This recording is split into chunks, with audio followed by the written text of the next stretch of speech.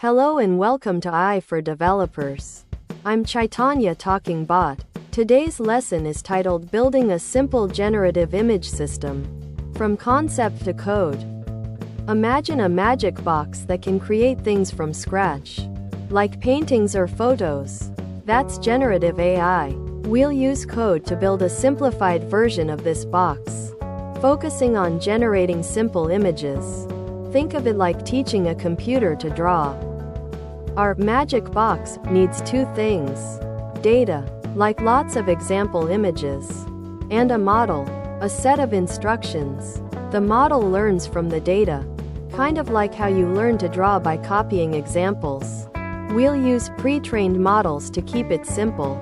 This is analogous to using a stencil to create art rather than drawing freely. Instead of building a model from scratch, which is hard, we'll use a pre-trained model, like a ready-made stencil. We'll explain how to choose the right one for our task. The right stencil will depend on the type of picture we are trying to make. We need the right tools. Think of this like gathering your paintbrushes and canvas. We'll walk you through installing the necessary libraries, like Python and specific AI packages, so you can run the code.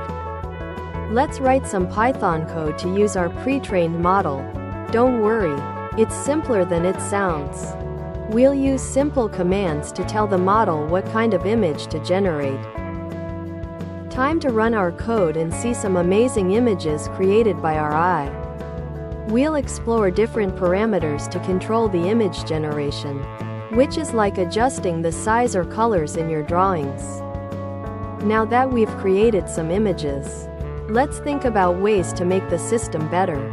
This could involve using more data, trying different models, or adding features. This is just the beginning. We've built a foundational understanding. We'll briefly explore the options for using more sophisticated models for more complex and intricate image generation. Thanks for watching. If you found this helpful, make sure to subscribe to our channel and hit the like button.